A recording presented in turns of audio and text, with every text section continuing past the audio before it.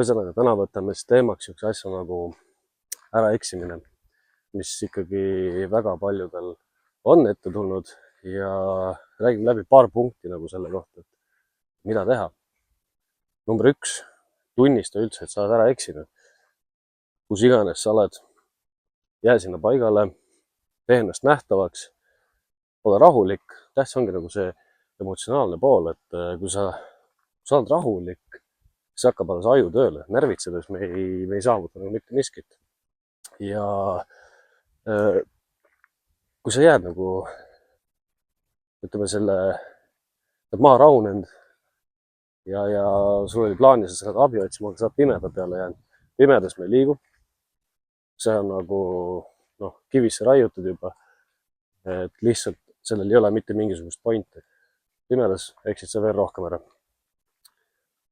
Ja kui sa oledki pimeda peale jäänud, ürita endale ehitada mingisugune peavari, proovi teha tuld ja võimalusel leia ka endale vett. Et nagu me teame, 3 päeva ilma veeta ekstreemsetes oludes, siis oleme ka 3 tundi umbes ilma tuleta ja peavarjuta ka samamoodi. Et kunagi ei tea, mis juhtuda võib. Järgmiseks võtame veel juurde siia, et üks asja, et kui sa oled mingisugust liikumist teinud juba kuskil seal metsa all, aga sa oledki pimeda peal jäänud, enne seda oleks tähtis see, et sa teeksid nagu üldse igasuguseid maamärke ja märgid ära endale, kus sa olnud oled, mis suunas sa liikunud oled.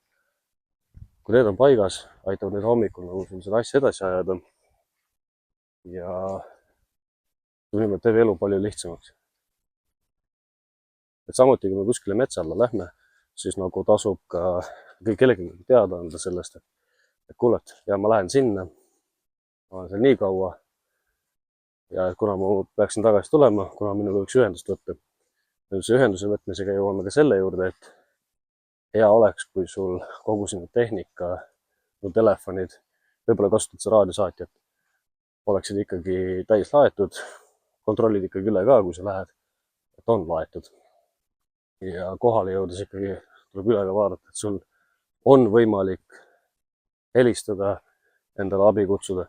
Sest nagu me teame, siin natuke aega tagasi juhtus ühe noore YouTuberiga niisugune loll lugu, kes siis tormi kätte jäi ja ühendust ei saanud kellegiga ja kahjuks ta siis külmus surnuks. Et tehnika, kui sul on igasugused telefonid, nagu meil tänapäeval on, nutitelefonid ja asjad, siis oleks hea, kui nad oleks ikkagi täis laetud. Mis ma veel siia juurde lisan?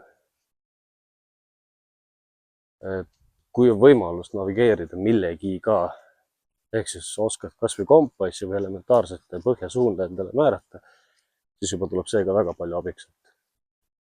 Tähtis nagu ongi, et kui oled eksinud, saaksid abi või oskaksid ise minna kuskile lähimasse, siis ütleme, küla või linn, mis iganes seal tulemas on, ja sealt leida endale seda abi, et jõuda tagasi sellesse punkti, kuhu me tegelikult nagu jõudma pidime.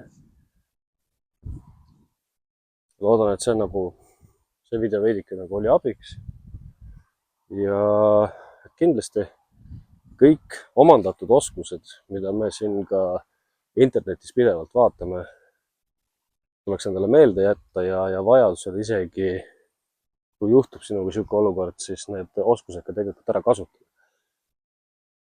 Tule tegemine, vee filtreerimine, peavarju ehitamine, neid näete ka meie kanalil, mida me oleme juba päris palju teinud. Ehk siis siin veel vanemad videod, uuemad on jah natukene teistsugused, aga me jätkame ikkagi selle vana stiiliga vaikselt edasi. Ei jäta pooleli seda asja, näeme järgmises videos.